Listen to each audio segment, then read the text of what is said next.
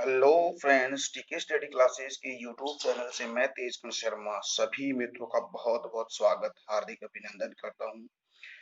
देखिए फ्रेंड्स, आज हम जो एशियन हिस्ट्री के अंदर हम भारत के हिंद यानी कि भारत के अंदर हिंद पार्थियन जो पहला जो शासन है उस शासन की हम बात करने वाले हैं। क्योंकि इससे पहले वाले वीडियो में हमने हमने बात की थी जो शक है यानी कि जो शक या सीथियन जो राजवंश उसके बारे में बहुत डिटेल से मैं पढ़ा था। और इसके बारे में और मैं आपको थोड़ा सा जानकारी अगर दे दूं तो देखिए हमने बात की थी शुंग वंश और शुंग वंश के पश्चात हमने जो कर्ण वंश की वजह से यवन शासक यानी यवन वंश शक और पहलव। आज हम स्टडी करेंगे पहलव यानी कि पार्थियन की। इसके बाद हम कुषाण शासकों की हम बात करेंगे। हम बात कर रहे हैं जो मौर्योत्तर काल है उसकी हम डिटेल से पढ़ रहे हैं। तो ठीक है, स्टार्ट करते हैं। देखिएगा, ज़्यादा ये वीडियो ज़्यादा इसका ड्यूरेशन नहीं है, यानी कि ये 5 से 10 मिनट का ही रहेगा। ठीक है, तो आप मेरे साथ बने रहिएगा और टीके स्टडी क्लासेस चैनल को लगातार शेयर सब्सक्राइब भी कीजिएगा। ठीक है, देखिए स्टार्ट करते हैं।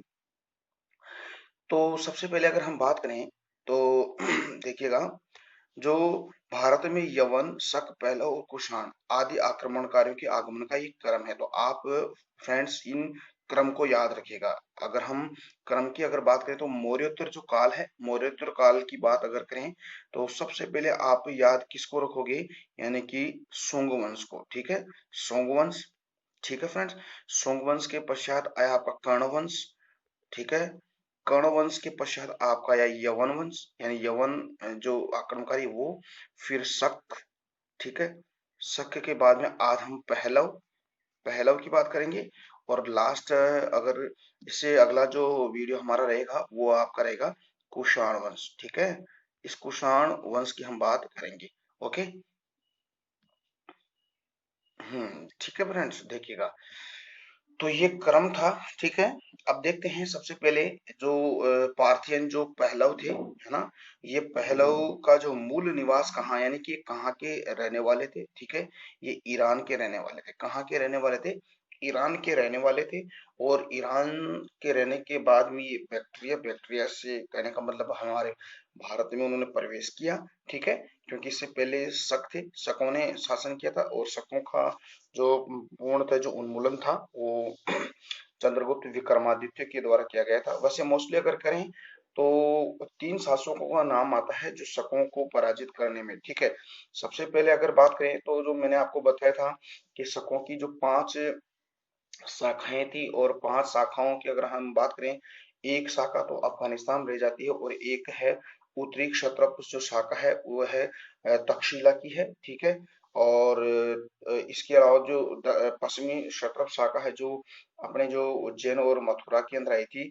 तो जो मथुरा वाली जो शाखा है, सॉरी, जो मथुरा वाली शाखा थी ना, वो जब मालवा में रही थी तो मालवा में से उनको वहां से खदेड़ा किसके द्वारा, यानी कि उनको वहां से भगाया था किसके द्वारा, जो आपका विक्रमादित्य के द्वारा। ठीक है, इसके बाद में अगर दूसरे शासक की अगर बात करें, जो मैंने बताया था दक्षिण भारत में जो आंध्र सातवाहन वंश का सबसे प्रतापी शासक कौन था? गौतमी पुत्र सातकर्णी था। ठीक है, और दो गौतमी पुत्र सातकर्णी के द्वारा जो शकों का जो सबसे शक्तिशाली शासक था, यानी कि हम कह सकते हैं कि जो नहपान था, नहपान को उसने पराजित करे, क्योंकि नहपान ने उत्तरी जो महाराष्ट्र यानी कि पुणे वाला जो क्षेत्र है वहां पर उसने अधिकार कर लिया और उसको वहां से उन्होंने हरा दिया। फिर हम बात करेंगे जो कहने का मतलब है विक्रमादित्य यानी कि चंद्रगुप्त द्वितीय विक्रमादित्य के द्वारा पूर्णतः शकों का उन्मूलन किया था। ठीक है, तो वो तो हमने बात कर ली थी वहां पे। ठीक है, तो यहाँ पे अगर देखें तो जो पार्थियन ये पहलवों का जो भारत में जो प्रथम जो शासक था, वो प्रथम शासक कौन था डियर फ्रेंड, इसको आप बहुत ही ध्यान से पढ़िएगा। यानी कि ये ज्यादा ये लंबा वीडियो नहीं रहेगा अपना, तो थोड़ी बात ही रहेगी इसके अंदर। ठीक है, क्योंकि इनका अधिकांश जो बुक्स वगैरह इनमें इनका कोई डिटेल से वर्णन नहीं मिलता है, तो आप इसको इतना ही याद रखिएगा। ठीक है, तो देखिएगा, पार्थियन ये पहला भारत में प्रथम शासक था। मिथ्रेडेट्स प्रथम था। ये कौन था? मिथ्रेडेट प्रथम था, पहला शासक था मिथ्रेडेट प्रथम, इसको याद रखिएगा। क्योंकि ये मिथ्रेडेट प्रथम था ना, ये जो यूक्रेटाइडिस जो वंश था और यूक्रेटाइडिस वंश वंश के अंदर एक उसी के नाम से एक शासक रहा था, यूक्रेटाइटिस, उसका समकालीन था, ठीक है, उसका ये समकालीन था। ओके, तो ये तो हमने बात कर ली यानी कि प्रथम शासक। अब देखते हैं थोड़ा सा और भी और ले लेते हैं इसके अंदर। जो पहलव थे ना, इन पहलवों ने भारत पर जो शासन किया था ना, वो उन्होंने 171 से 130 बीसी यानी कि 171 ईसा पूर्व से लेकर 130 ईसा पूर्व तक उन्होंने शासन किया था भारत पर। और उन्होंने जो अपनी राजधानी बनाई थी किसको, तक्षशिला को। ओके, तो ये इसको आप याद रखिएगा। अगर हम देखें तो सर्वाधिक जो शक्तिशाली शासक था पहलवों का, बहुत ही इंपॉर्टेंट है। और क्योंकि इससे पहले वाले वीडियो में जो शकों वाला जो टॉपिक था उसमें हमने बात कर ली थी, तो ये था आपका गोंडो फर्नेस था, ठीक है, बहुत इंपॉर्टेंट है ये, वेरी वेरी इंपॉर्टेंट, इसको याद रखिएगा। गोंडो फर्नेस पहलवों का सबसे शक्तिशाली शासक था, ठीक है। वैसे अगर हम शकों का शक्तिशाली शासक है गौतमी पुत्र सातकर्णी के बारे में, ठीक है, ये तो हमने पहले वाले वीडियो में हमने डिटेल से चर्चा कर ली। तो आपको क्या याद करना है कि अगर आपसे कोई पूछे कि पहलों का सबसे प्रथम शासक भारत में, तो आप बताओगे मिथ्रडेट्स प्रथम था। और उसका सबसे शक्तिशाली यानी पावरफुल जो शासक है उसका अगर हम नाम करें तो गोंडो फर्नेस था, ठीक है। देखिएगा इसने भारत पर शासन कब तक किया, यानी कि 19 यानी कि 19 से लेकर 45 एडी में यानी कि ईस्वी में किया था उसने। यानी कि देखिएगा ये 19 ईस्वी से लेकर 45 ईस्वी तक ये शासन उसने किया था, ठीक है। अगर इसमें देखिए दो इसमें जो सन है, एक 19 ईसा पूर्व से लेकर ईस्वी से लेकर 45 ईस्वी तक, और एक 20 से लेकर 41 ईस्वी तक ये शासन उसने किया था, ठीक है। तो ये दो किताबों में ये डेटा मेरे को मिला है, तो आप प्लीज कंफ्यूज नहीं, लेकिन आप ज्यादा फोकस से 19 से और 45 वाला डेटा आप याद रखिएगा, ठीक है। क्योंकि ये दोनों डेट सन है, मैंने दोनों अलग अलग किताबों से लिया है। कहीं किताबों में 1945 है, कहीं 2041 है, तो ठीक है। ज्यादा फोकस आप किसके करोगे, 1945। ओके, देखते हैं आगे।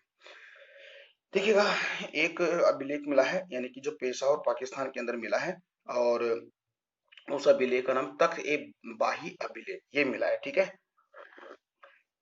इस अभिलेख में क्या मिला है, इस अभिलेख में गोंडो फर्नेस का वर्णन मिला, जो सबसे प्रतापी शासक था, यानी कि जो आपका पहलव का, ये गोंडो फर्नेस के बारे में ये इसके बारे में ये मिला है, जानकारी मिली है किसे, तख्त ए बाही अभिलेख पेशावर में। देखिए तख्त ए बाही अभिलेख से यह जानकारी मिलती है कि पहलों ने भारत पर शासन किया।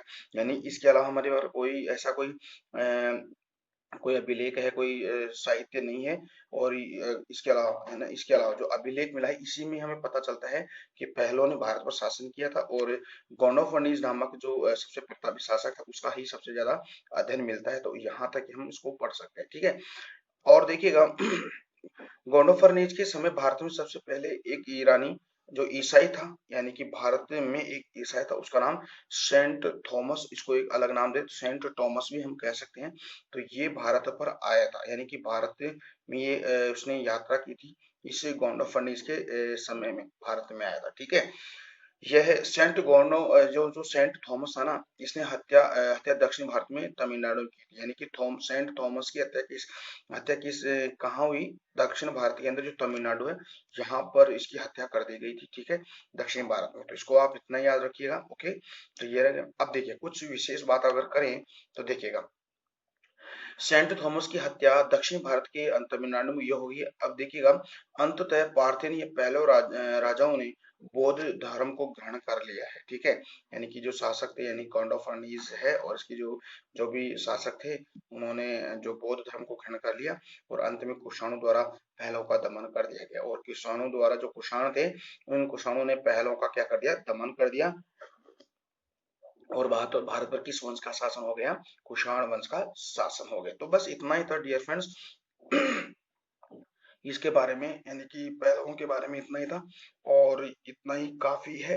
आपको कहीं से भी इतना इसका डीप कॉन्सेप्ट आपको मिलने वाला नहीं है।